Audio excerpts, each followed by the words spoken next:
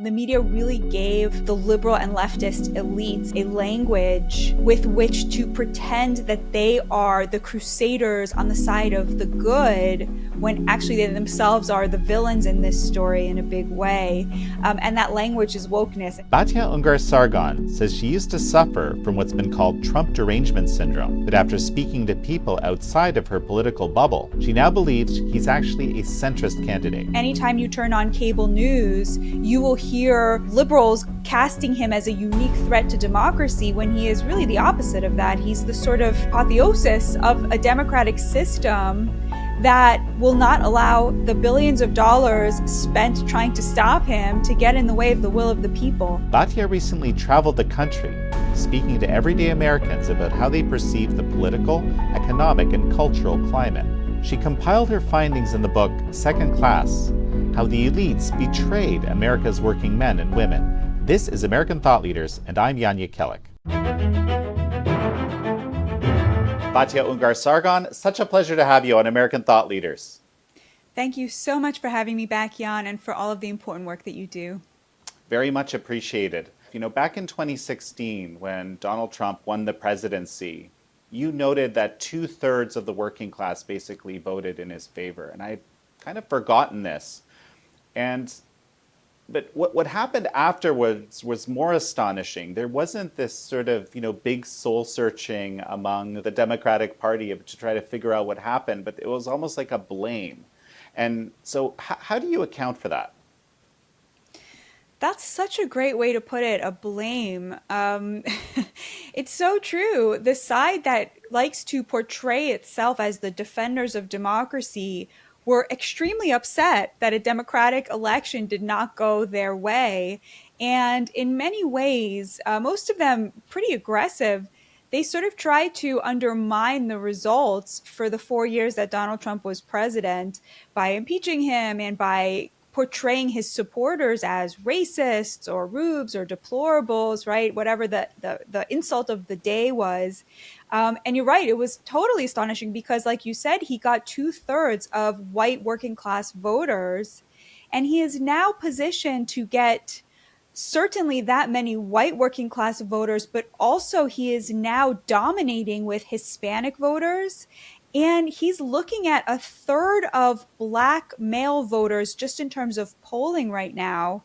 So the whole idea that his support came from the white working class, that is no longer the case. He is now the working class candidate. And in my view, that is really the reason that the Democrats have been so intently trying to destroy him, whether it was with the impeachment or now with the lawfare. Why anytime you turn on cable news, you will hear liberals casting him as a unique threat to democracy when he is really the opposite of that. He's the sort of the apotheosis of a democratic system that will not allow the billions of dollars spent trying to stop him to get in the way of the will of the people. So the question is, why didn't they have a reckoning and realize, well, we were wrong about Donald Trump. He really is representing working class voters. And it's because the vast majority of people in those elite positions on the left, they are not just liberal, but they are part of an economic elite whose economic interests are very much in tension with those of the working class voters who Trump represents. And so rather than admit that, these leftists have been the beneficiaries of income inequality in America, and that the top 20% is now hoarding over 50% of the GDP, as well as the pathway to the American dream, they would much rather simply cast Donald Trump and his voters as evil because it's the perfect alibi, right? Then they don't have to deal with the fact that they themselves sold out these voters many years ago, and that's why they're turning to Trump. You've done something really astonishing here. You've gone out and spoken to people and found out what they think about all this. Talking about Trump here a little further, it was the Democratic Party, but it was actually kind of like the whole system, actually, right? That went after me painting him as a Russian stooge, which of course was preposterous on its face from the beginning. And the part that I find astonishing, and I only kind of really saw this looking back in time, that it took, and this speaks to your first book, it took a very compliant legacy media to kind of make people actually believe a lot of this stuff because it's so outlandish.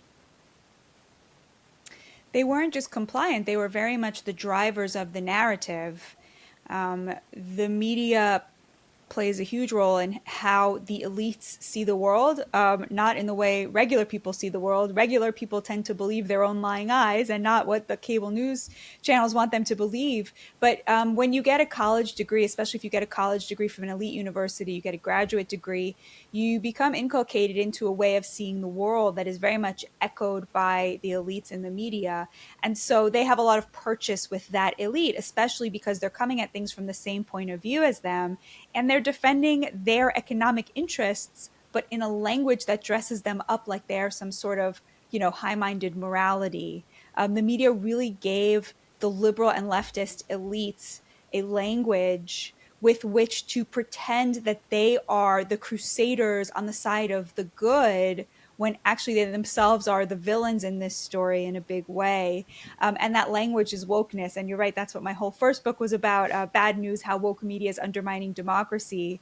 And then what I really wanted in my second book was to understand, well, who is the other side of this? I understood that there was this massive class divide in America, and that was the story that was not being told. So who is the working class that have been abandoned by these democratic and leftist elites? And so I traveled the country to find out.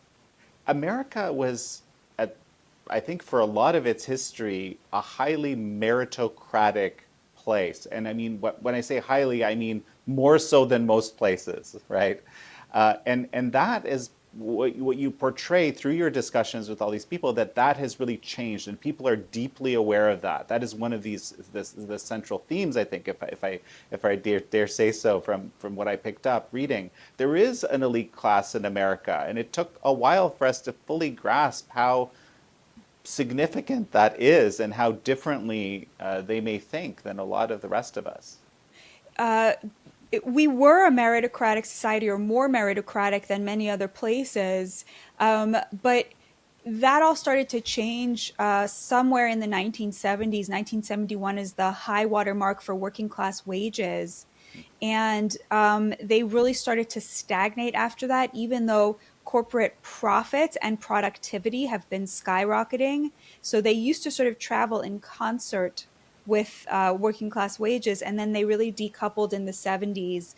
And now working class wages are down when you factor in inflation and the fact that the cost of groceries is up 18%. I mean, my God, people living on a shoestring budget and they can't afford groceries. It's really terrible. The process whereby the elites abandoned labor in order to cater to a highly credentialed, overeducated urban elite. It started in the 70s, it escalated in the 80s, but it really started to take hold as a new paradigm with President Bill Clinton, who signed NAFTA into law, which was a multi country trade agreement in which 5 million good paying working class jobs that secured a middle class standard of living for these laborers were shipped off to China and Mexico to build up their middle class. So that was the beginning of this descent. After that, you had President Barack Obama, who showed up and said, you know what, those jobs are not coming back, and defunded vocational training, which was another great avenue to the American dream for working class Americans, simply defunded it. And the idea was everybody was going to go to college and join the knowledge industry and obviously become Democrats as a result, right? Because we know what happens to people when they go to American universities. And then Joe Biden really sealed the deal by opening the border and welcoming in, 10, 12, 15 million illegal immigrants to compete with the working class for their jobs. And if you look at the graph of working class wages, and you align it with the graph of the number of immigrants in the country, they are in complete correlation. So as the number of illegal migrants and legal migrants entered the country, the wages that working class Americans were able to command simply dropped because there was a larger supply of labor, and the vast majority, certainly of illegal migrants, are competing with working class people for jobs. So when you look at those two graphs together, you really see a compelling picture of why not only working class wages stagnated, but why working class Americans are so gung ho for Donald Trump, because he showed up on the scene and was the first person to have the guts to say, actually this is crushing working class Americans. Mm. And for his pains, he and all of his voters were cast as racists, as though the border has anything to do with race. It doesn't. It's all about the economy and the wages that a working class person can command. So that to me is sort of the narrative of how the Democrats abandoned the working class and started catering to a college credentialed elite whose economic interests were in tension with that working class. And each of these stages, you can see how it improved the economic fortunes of people in the knowledge industry at the expense of the working class. Before we continue, we have a sponsor for today's episode. The stock market's been betting on the Fed cutting rates in March, but all three indices got pummeled on news that cuts were off the table. Is this why JP Morgan and UBS are calling for a 23% drop in the S&P? Signs of a recession are everywhere, and inflation is eroding the value of your savings. In times of uncertainty, you can protect your retirement, as I do, and secure your wealth by investing in gold. Call Patriot Gold Group today. Mention American Thought Leaders, and you'll always get the best service. Patriot Gold Group was Consumer Affairs' top-rated gold IRA dealer for 7 years in a row. They have a no-fee-for-life IRA, where your IRA or 401k can be in physical gold and silver. Scan this QR code on the screen below, or call the toll-free number 888-857-0495 and get a free investor guide today. Again, that's 888-857-0495. Well, and this other element that just jumps to my mind right now is just this sort of this vision of a flattened world, right? Where sort of all people are fungible, that, you might as well be someone in a different country that creates the product. We bring it here. It'll all work out in this sort of, perfect free trade world. This idea is very also central to this elite class where the borders in some ways stopped being as important to them, but perhaps the acquisition of capital became the only purpose. I don't know. What are your thoughts? No, I totally agree. I mean, if you work in the knowledge industry, your economic fortunes are not limited to a certain place or time. We really saw this with the pandemic. You could go anywhere and work from anywhere. And that sort of more cosmopolitan elite has much less of a tie or a feeling or an emotion of belonging to the United States, but also to any place at all. There's a real crisis of patriotism in terms of these people. And a lot of that comes from the fact that in order to graduate from an American university, you have to take a composition class, which is taught by an English PhD who has gone through the critical theory training and the critical race theory training. And of course, a central component of that is that America is, a deeply flawed white supremacist state whose racism is baked into its DNA and is irredeemable. So when the longer time you spend in university, the more time you spend exposed to those ideas. And think about it, a lot of these people have a graduate degree, so they've spent a lot of time being educated, right? Let's put that in quotation marks, by people who believe this very deeply. And as a result, they don't really feel the same kind of connection to this country or to its borders. And then you have to take into account, here's my Marxism coming through, but the economic piece of this, the college credentialed elites are the consumers of low wage labor. They are the consumers of the labor of the working class. And as a result, of course, they want more illegal immigrants because it drives down the wages that they have to pay their cleaning lady or their landscaper, right? Or their construction worker, or for a meal in a restaurant. And as a result, they love the open border because it's effectively a control on the wages that working class people can command. And it literally puts money back in the pockets of those very elites. So it's effectively wage theft. It's an upward transfer of wealth from the working class to the over-credentialed college elites, the top 20%. And they have effectively plundered the middle class over the last 40, 50 years. And that's where the class divide comes from. What strikes me here is that there's no moment in history that sort of demonstrates this better than the shelter in place or lockdown policies and the effect of them as they were initiated, basically here in the US.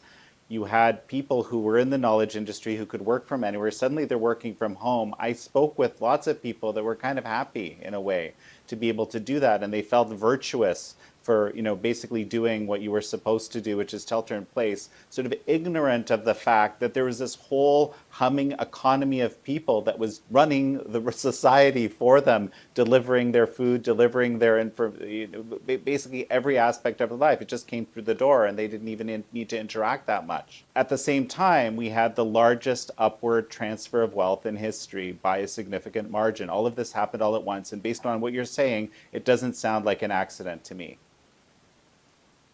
No, I don't think it was an accident at all. I think much of the Democratic policy today is part and parcel of this upward transfer of wealth, whether it's student loan forgiveness, whether it was the lockdown policies, whether it's the open border, whether it's the climate agenda and the Green New Deal, defund the police.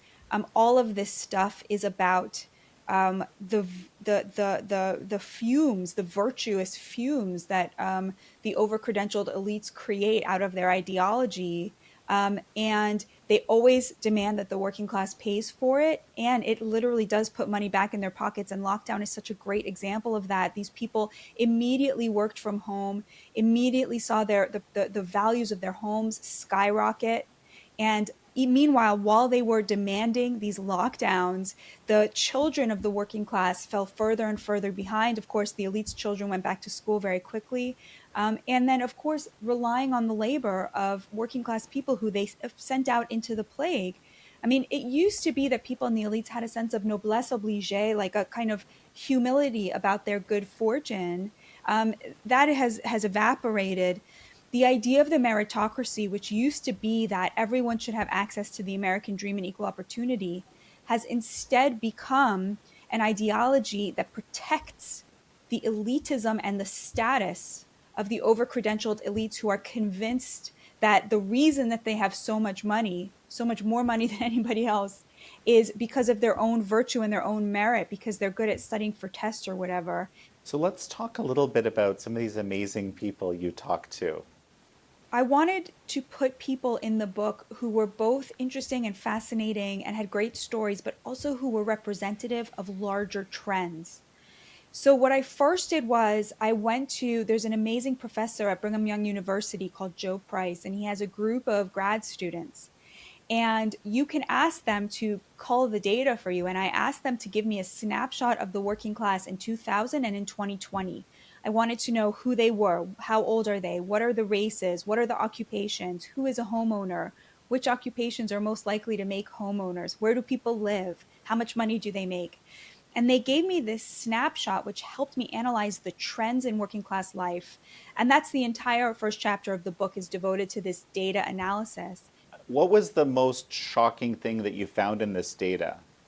The most shocking thing I found was that the American dream for working class people is much more alive and well and healthy in red states than it is in blue states.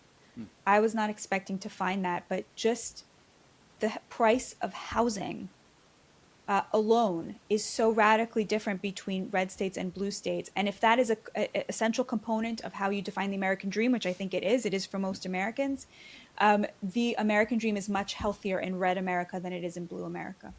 There's so much of this love of the possibility to be able to work your butt off to get ahead, and the hope, the American dream is really that will translate into elevating, creating a good life for your family and so forth. That is what I understood to be the American dream. Of course, home ownership is a piece of that.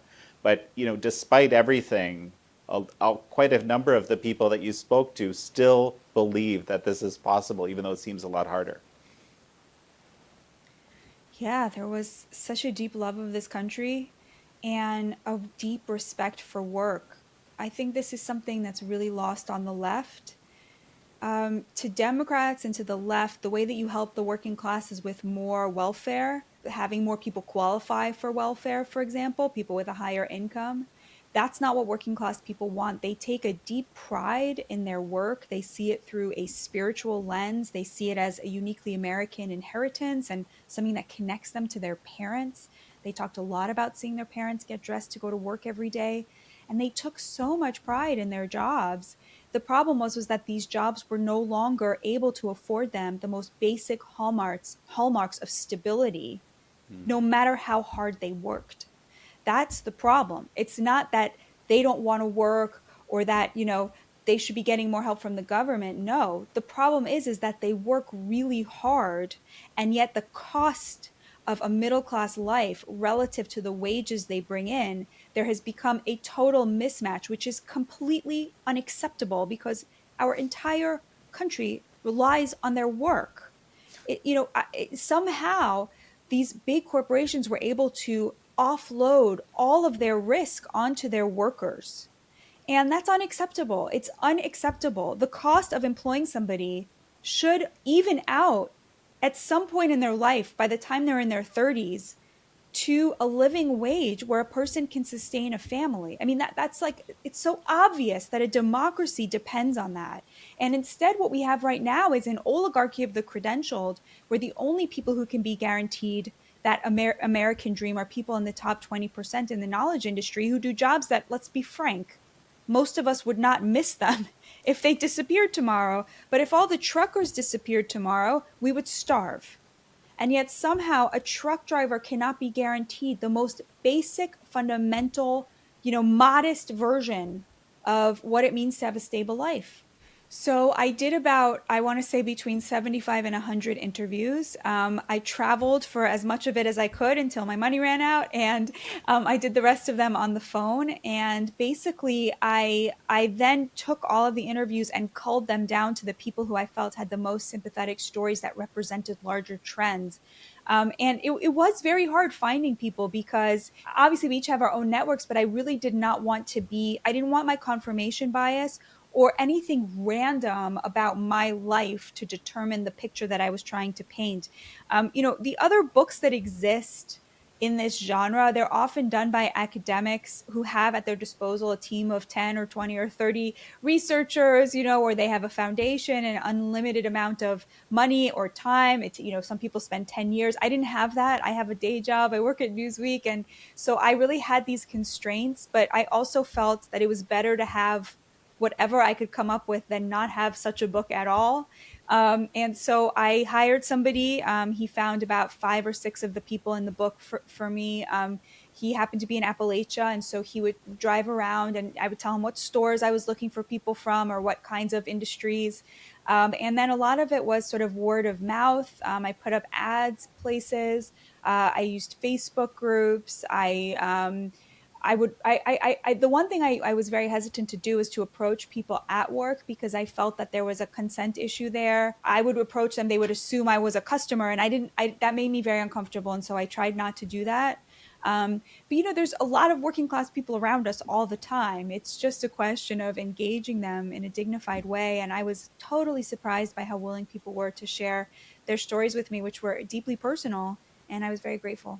It's a remarkable set of stories. One of the things that you highlighted in here, which I hadn't really thought that much about, is I believe it's called this benefits cliff. There's, if you're not able to make a certain amount of money, you're eligible for all sorts of benefits.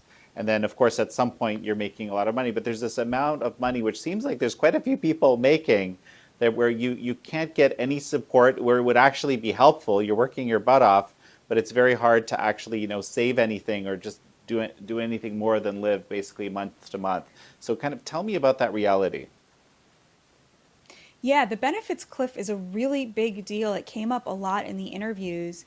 Basically, let's say you're a single mom and you're working for $11 an hour and you have a kid, and the kid maybe has some sort of disability or some sort of medical issue. And so the kid has Medicaid, which is, the Cadillac of healthcare. And you're working $11 an hour and you're getting by because you get free healthcare from the government, you get food stamps, maybe you get help with housing, right? There's a lot of help available to people who are poor.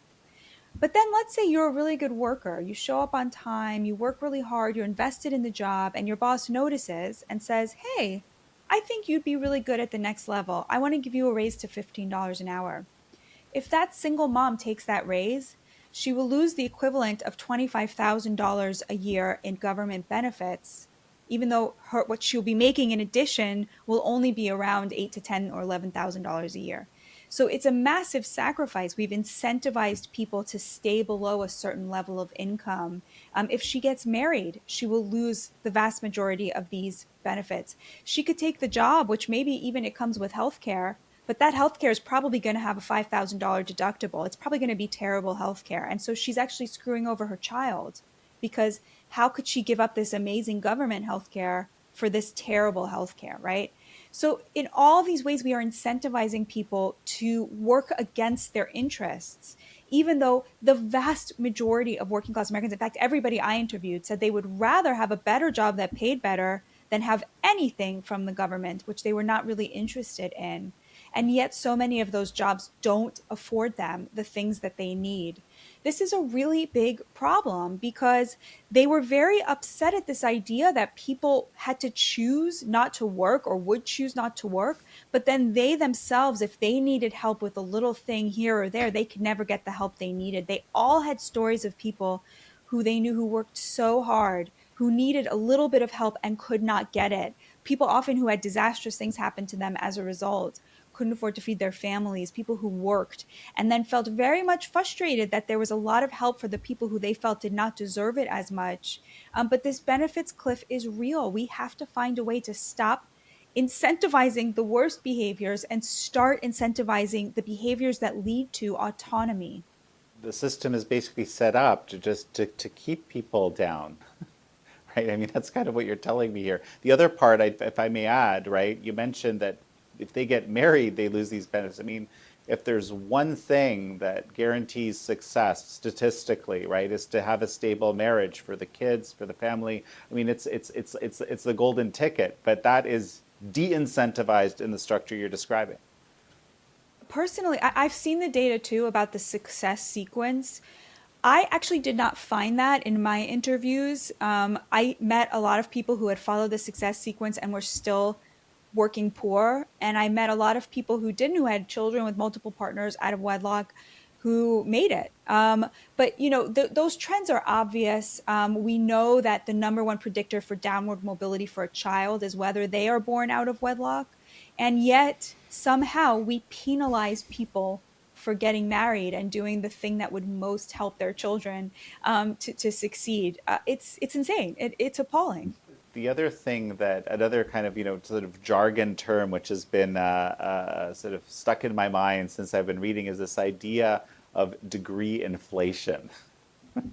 Yeah, there's something called the diploma divide, which really represents the way in which having a degree can ensure you the hallmarks of a middle class life. People who have a college degree live longer, they are healthier. They will make on average $1 million a year more than a person without a college degree.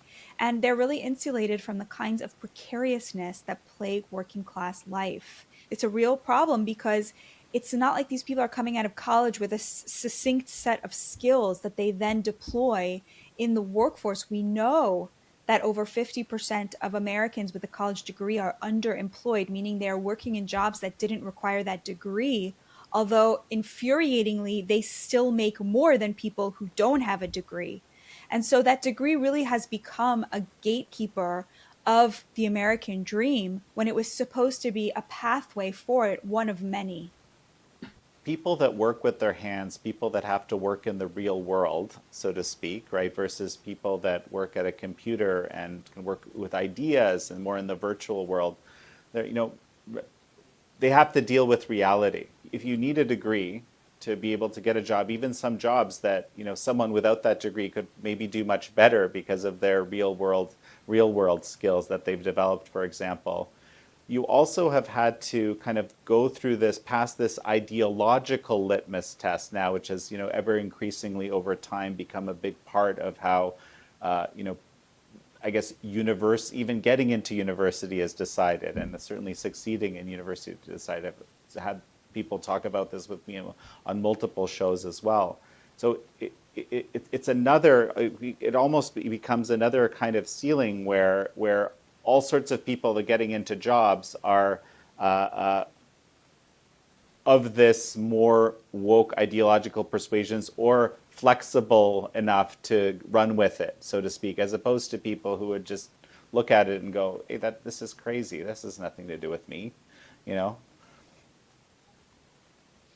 Yeah, I would say that the woke ideology is very alien to working class Americans of all races. The way I would define wokeness is, you take a worldview that was based on right versus wrong and replace it with a worldview that only distinguishes between powerful and powerless and ascribes all virtue to the allegedly powerless who have no agency and no responsibilities. And then you say, okay, all people of color are powerless and all white people are powerful, and that's it. Then you have your sort of your matrix and your rubric and your binary, and people of color are inherently virtuous and have no agency and no moral responsibility to act because they can't act at all, and all white people are inherently evil and run the world, right? That's kind of the woke ideology, and this is very foreign to how working class Hispanics and Black people see themselves. They find it insulting and alienating, and people even taking responsibility. In fact, I would say they over ascribe responsibility to themselves. They're much more likely to blame themselves for why things are going wrong than the market that's sort of stacked against them, which is of course why they're so patriotic. And so I would say like that whole they really don't like the woke ideology because they see it as intolerant. But by the same token, they also really don't like Republicans who build an entire agenda around fighting wokeness because they see that as intolerant too. And I would say like the most common view, for example, on LGBTQ view issues that I encountered among working class Americans that I interviewed was they were extremely pro-gay and extremely worried about the transgender agenda. To them, there's no LGBTQ. There's like the gay people in their lives who they want to see treated with love and respect and who they want to get married and raise children in a loving environment. And then there's the transgender ideology that's coming for the schools and coming for the sports. And they really didn't like that. The reason they don't like wokeness is because they see it as intolerant, and they are deeply, deeply tolerant people. And I would urge any Republicans listening to this to keep that in mind. They believe that people should be able to make their own decisions for themselves. But they didn't like the idea of the sort of a coercive ideology saying this is how you have to be, this is how you have to think. Definitely. Absolutely. Comes back to Trump, like to the left, to the Democrats, Trump is an extremist. But to his supporters, he's a moderate. And they love that about him because they don't look to politicians to tell them what their values should be. They know what their values are. They look to politicians to embody and to pursue policy that reflects those values of theirs. And because they are extremely moderate, they want a moderate agenda. And when you break down Trump's agenda, you know, tariffs, trade war with China, controlling immigration, 15 weeks on abortion. He's pro-gay. He's courting unions. He's courting blacks. Like that's it. I mean, that's very close to what I found working class people want. Now, they're not all going to vote for him. For some of them, the character is really it's an issue. Although that's increasingly, I think, very much an economic privilege that many of them didn't have to vote based on character. I will say the one thing that he has not talked about that was very important to people was healthcare. So the vast majority of people I interviewed wanted a total moratorium on immigration. Okay, Trump has that piece, but they also wanted some kind of government-backed catastrophic healthcare plan. They couldn't stand the idea that people would go into medical debt and that they who work with their hands for a living, do physical manual labor, should over the course of their career see their bodies break down and then not be able to afford to see a good doctor. It was really offensive. Something that you wrote in the book that's just jumping back to me right now is the increase in the cost of the healthcare of an individual person per year. Or I forget what the stat was exactly, but it was like, 100 times increase or more than that. Like truly an unbelievable increase relative if you compare it to wages or inflation or frankly almost any measure. Yeah, I believe the increase was in the 60s, it cost $120 for a family to have health care, and now it costs like $25,000 a year. Like it's something disgusting and obscene. They're cartels. The insurance companies and the pharmaceutical companies are cartels, and everybody kowtows to them. And the first party to arrive at the combination of saying we're going to police the border and protect American jobs and we're going to make sure you can afford to see a good doctor is going to have a ruling majority. And I don't know which party will get there first. I'm not particularly invested in which party gets there first, but that is the winning formula right there. And I just hope people are listening, because it's astounding to me that nobody would want to sort of pick up this formula and run with it. Well, the thing that you mentioned, which I find amusing, and you've been on some news shows. Actually, I might run a clip from this because I love how people react to you when you say this. Is you say, well, Trump is the centrist candidate here, right? And of course, it's a very centrist agenda. It's obvious looking at it on the face of it, but somehow this is missing in people's minds. It's missing because there is a lot of energy expended in trying to hide this, right? On both sides. So the Republican donor class and the Republican elites don't want to admit that Trump is a centrist, but also the Democrats don't want to admit it because he effectively picked up the Democratic agenda from the 90s that the Democrats had abandoned when they abandoned labor to cater to the college credentialed elites, and he ran with it. He's literally the pro-labor past of the Democratic Party come back to haunt them. And so they have to destroy him because he literally embodies their own failures. He is the exposure of their own failures. And that's why you have all this narrative, this language about him being racist and his followers being racist, or him being a unique threat to democracy despite being the most popular politician in the country. They have to portray him as some sort of unique threat, because to admit the truth is an indictment of themselves and their own failures and what they did.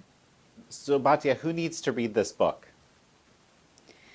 So, if you're a working class person, if you want to read this book, you will find in it people like you, talking about the things that matter to you, and talking about how to help widen the pathway to the American dream for you.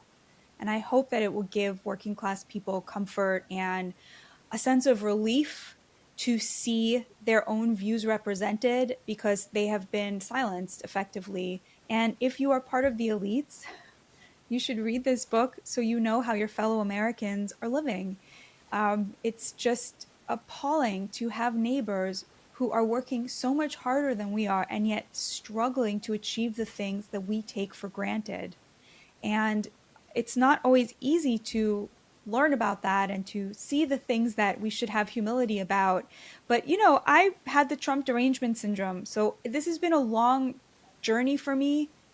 I was wrong about Trump, and I feel very humble towards the people who were right about him, who have a fraction of my education, and I don't think that's an accident.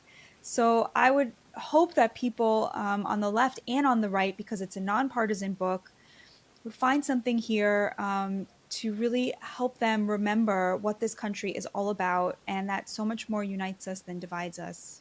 You mentioned that you had this Trump derangement syndrome. I understand it to be a kind of like brainwashing that people are subjected to by just like all these sort of big media and other institutions are all pushing the same line repetitively again and again. What a profound impact that has on us as human beings. And I think that's part of it. How do you understand that? And how did you, I guess, suddenly see through it? Well, I didn't suddenly see through it. It took a long time to deprogram myself. It started with realizing how corrosive the woke ideology was. My rabbi, also, who's the most amazing person I know, always really loved Trump. And when he first told me that, it was sort of like a crack in the armor, because I know he's an incredible person and obviously not a racist or anything. So there was that. There's a local bar here that I go to, a working class bar, and people there sort of helped me along, gently. And then also, I think throughout 2018 and 2019, the wokeness was ramping up and becoming more and more obviously psychotic, and more anti-Semitic, and just disgusting. I mean, I started to become really uncomfortable with the way the people in my milieu talked about Black people. Um, and I started to understand that my Black friends felt really uncomfortable with the way that, the woke media talked about race in general. So it was like slowly and then all at once. Mm. To get it first, there's like you have to get rid of the derangement syndrome, and then you kind of slowly start to think, well, okay, if they were wrong about all of his supporters being racist, what else are they wrong about? Okay, they were wrong about the Russia hoax. What else are they wrong about? Okay, they were big time wrong about COVID. What else are they wrong about? The sneering of the elites vis-a-vis the working class always bothered me. And then I started to see that as very much connected to the way that they covered Trump. And I started to think that his analysis of himself as sort of absorbing the blows of their contempt for the working class started to ring truer and truer to me. And I guess that's how you end up here. Well, in this book, Second Class: How the Elites Betrayed America's Working Men and Women is obviously the product of your journey. An incredible book. I want to highly recommend it to our viewers. Batya Ungar-Sargon, it's such a pleasure to have had you on. Thank you so much, Jan. God bless you. Thank you all for joining Batya Ungar-Sargon and me on this episode of American Thought Leaders. I'm your host, Jan Jekielek.